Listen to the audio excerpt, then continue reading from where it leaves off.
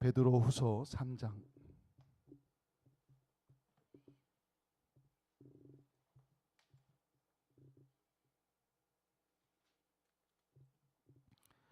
10절에서 18절까지의 말씀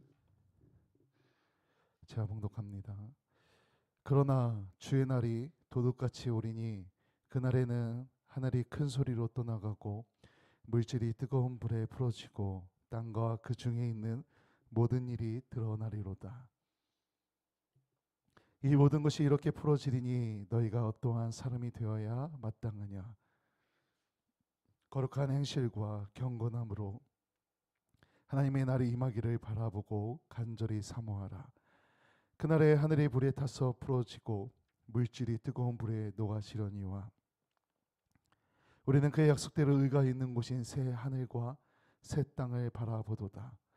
그러므로 사랑하는 자들아 너희가 이것을 바라보나니 주 앞에서 점도 없고 흠도 없이 평강 가운데서 나타나기를 힘쓰라.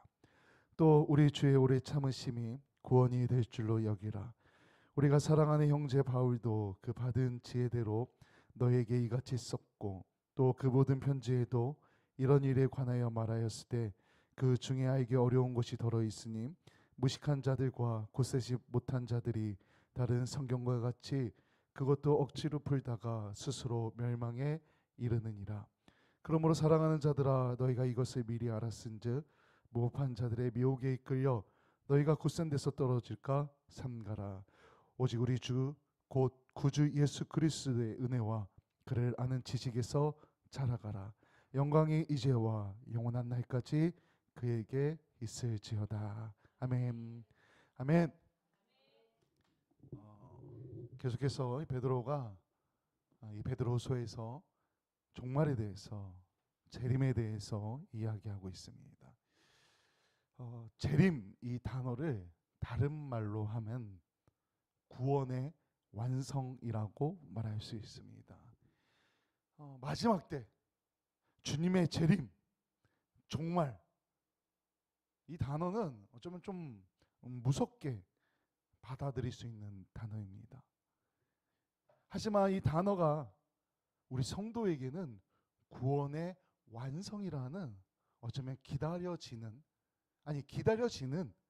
그런 단어입니다. 그러니까 이 땅에서 우리의 삶, 성도의 삶은 구원을 완성해 가는 그 과정의 삶이라는 것입니다. 그러니 우리가 이 땅에서 살아갈 때 하나님의 날을 사모하면서 살아가야 한다는 것입니다.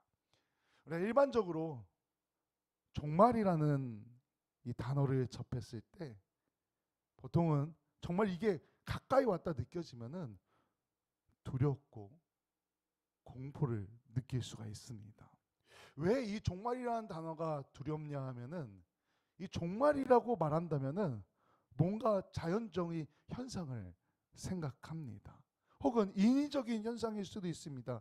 그게 전쟁일 수도 있고 혹은 지진 혹은 기상 변화로 인한 어떤 태풍이나 해일이나 혹은 어떤 질병, 지금 코로나 때문이라도 우리가 한 3년 얼마나 고생했습니까? 근데 이보다 더한 질병, 어떤 재앙, 이런 걸로 인해서 인류의 역사가 끝난다, 끝이다 라는 의미가 이 종말이라는 재림이라는 단어에 담겨져 있다는 것입니다.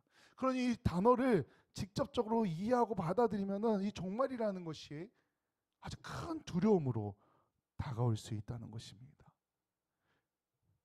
이단들이 이걸 이용합니다. 이 두려운 마음을 이용해서 미혹합니다. 그래서 어떻게 합니까? 재물을 갈취합니다. 그 삶을 송두리째 망가뜨립니다. 근데 이 종말론적 이단들의 공통적인 특징이 있습니다. 그건 뭐냐면은 날과 시를 정한다는 겁니다. 어느 날 어느 시 종말이 온다. 혹은 어떤 조건을 겁니다. 신천지처럼 14만 4천 명이 모이면 종말이 임한다. 뭐 이런 식으로 어떤 날짜나 시나 조건을 걸어놓고 그때가 되면 이 땅이 끝난다. 그리고 사람들을 유혹합니다. 미혹합니다. 그런데 이거 왜 넘어가지라고 생각하지만 우리가 알다시피 수십만 명, 수백만 명, 전 세계적으로 치면은 수천만 명이 여기에 넘어가서 삶을 포기하고 거기에 매달려 있습니다. 하지만 아닙니다. 예수님께서 마태복음 24장 36절에 보면 이렇게 말씀하십니다. 그러나 그 날과 그때는 아무도 모르나니 하늘의 천사들도 아들도 모르고 오직 아버지만 아시느니라. 아멘. 아무도 모릅니다. 오직 하나님만 아십니다. 그러니까 주님의 재림은 징조가 있을 수는 있지만 어느 날인지 모릅니다. 예고 없이 갑자기 임한다는 것입니다. 마지막 날이 언제인지 모르지만 예수님을 믿은 우리, 구원받은 하나님의 백성, 우리에게는 사실 재림이 정말이 두려운 날이 아닙니다. 기다려지는 날입니다. 그래서 오늘 말씀에 뭐라고 말합니까? 그날을 사모하라고 합니다. 간절히 바라보라고 말합니다. 그러니까 우리는 이 땅에서 그날을 기다리며 사는 사람이라는 것입니다. 왜? 그날은 오히려 우리에게 기쁨의 날이기 때문에 그렇습니다. 예수님을 믿지 않으면 심판의 날이지만 우리에게는 영원한 하나님 나라에 들어가는 기쁨의 날이기 때문에 오히려 그날을 사모하라고 오늘 성경에서 말합니다. 마지막 때에 주님께서 재림하셔서 악한 세력은 영벌하십니다. 그리고 하나님의 백성들은 영원한 하나님의 나라에 들어가도록 합니다. 다시 말해 구원의 완성입니다. 그래서 종말을 사모하고 기다리고 준비해야 합니다. 그날을 준비하며 온전한 신앙을 지키시길 소망합니다. 아멘. 또한 우리는 그날을 그럼 어떻게 준비해야 되냐? 오늘 성경에서 말합니다. 건건하고 거룩하게 우리가 우리의 삶을 지켜야 한다는 것입니다. 마지막이 왔다고 곧 마지막이라고 함부로 살면 안 된다는 것입니다. 왜? 우리는 그 마지막 때에 하나님 나라에 들어갈 것이기 때문에 마지막까지 거룩한 삶을 살아가야 한다는 것입니다. 이 시한부 종말론자들, 날짜를 정해놓고 주님 오실 거다라고 말하는 사람들 어떻게 합니까? 일상생활을 중단합니다. 제가 이 비슷한 얘기 며칠 전에도 한번 하긴 했습니다. 제가 중학교 때 하루 안 되는데 그날 그 다미성교회에서 휴거 있다고 그래가지고 막 뉴스에도 나오고 그래서 그날 학교 안 갔더니 친구들이 현석이 휴거됐다고 한번 얘기했었는데 그날 제가 중학교 때 참 학교를 잘 안 갔었는데 그날 학교를 빠졌더니 현석이 휴거됐다고 막 그런 말이 돌았었습니다. 다음날 학교 갔더니 괜찮냐고 물어봤었는데 왜 그날 제가 학교 빠진 그날 아주 전국적으로 난리가 났었습니다. 그 다미성교회 휴거 사건 때문에 막 뉴스에 나올 정도로 그렇게 막 사람들을 유혹한다는 것입니다. 그 사람들 어떻게 했습니까? 집단 자살하고 일상생활을 중단하고 모여 찬송하고 기도하고 막 주님 오실 것을 맞이하고 그러니 막 괜찮은 것 같습니다. 옳은 것 같습니다. 좋은 것 같습니다. 그럴싸해 보인다는 겁니다. 그럴싸해 보인다는 겁니다. 꼭 초대교회처럼. 그런데 아니라는 겁니다. 거짓말이라는 거고 사람들이 미혹해서 미혹에 빠지게 하고 그걸 주도한 거짓말쟁이 선지자는 자기의 이익만 다 챙기고 그렇게 도망간다는 겁니다. 예수님께서는 그날은 언제인지 모른다 그랬습니다. 심지어 자신도 모른다고 했습니다. 아들도 모르고 오직 하나님만 아버지만 아신다 그랬습니다. 그래서 어떻게 해야 됩니까?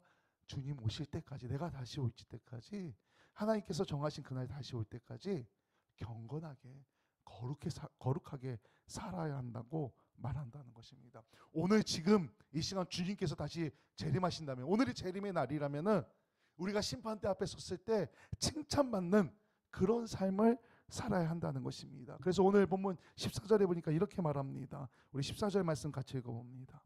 14절 같이 있습니다. 시작. 그러므로 사랑하는 자들아 너희 것을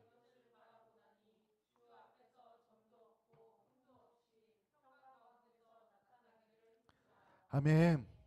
그날이 언제인지 모릅니다. 그러니까 하루하루 매 순간이 주님의 심판대 앞에 서는 것처럼 사는 것이 성도의 삶이라는 것입니다. 매 순간 하나님께서 기뻐하시는 뜻대로 사는 것, 그것이 재림을 준비하고 심판을 준비하는 성도의 삶이라는 것입니다. 우리 성도님의 삶이 그런 삶이 되길 소망합니다. 아멘. 또 우리 성도는 마지막을 준비하며 늘 영적인 전투를 해야 됩니다.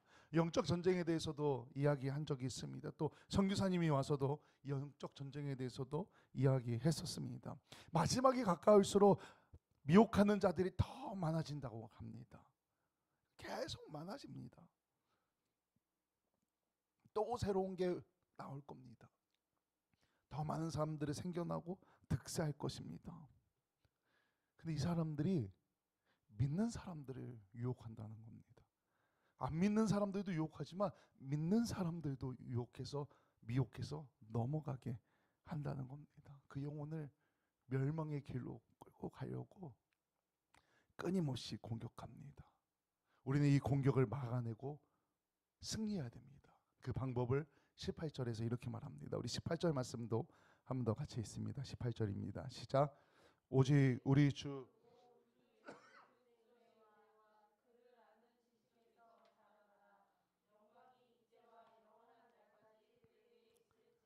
아멘.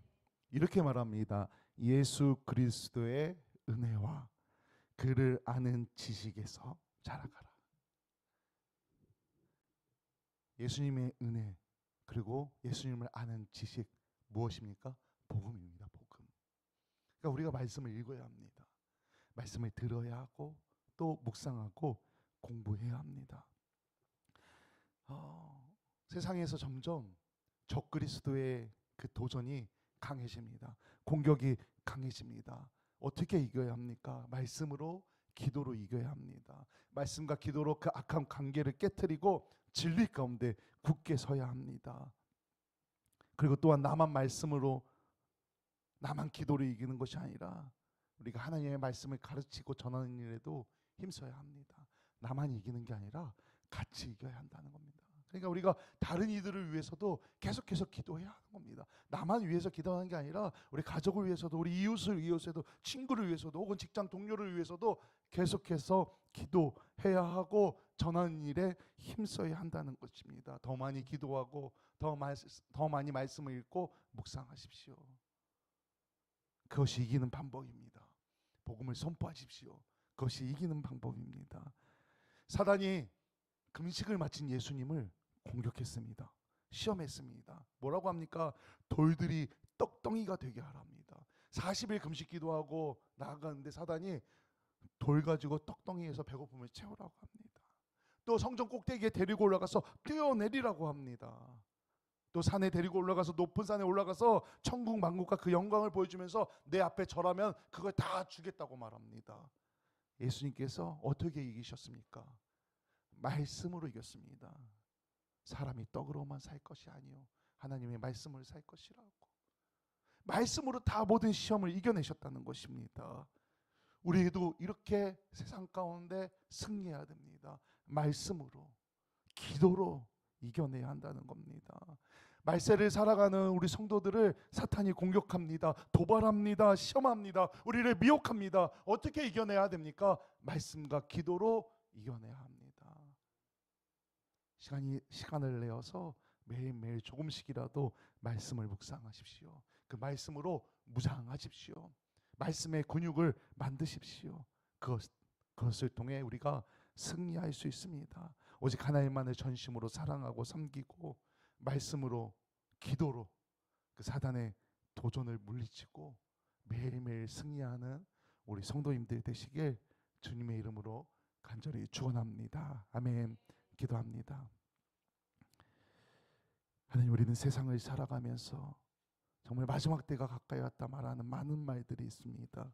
그저 그 말을 듣고 흘리는 것이 아니라 그 마지막 때에 사단의 공격을 이겨내기 위해 늘 말씀 가운데 진리 가운데 거하며 기도로 말씀으로 영적 전쟁에서 승리하며 복음을 선포하여 지옥길로 걸어가는 그 심판의 길로 걸어가는 많은 사람들 하나님 앞으로 인도할 수 있도록 우리 교회를 우리 성도님들을 사용하여 주시옵소서. 하나님께 주시는 은혜로 성령의 능력으로 하루하루 승리하길 소망하며 예수님의 이름으로 기도드렸습니다. 아멘.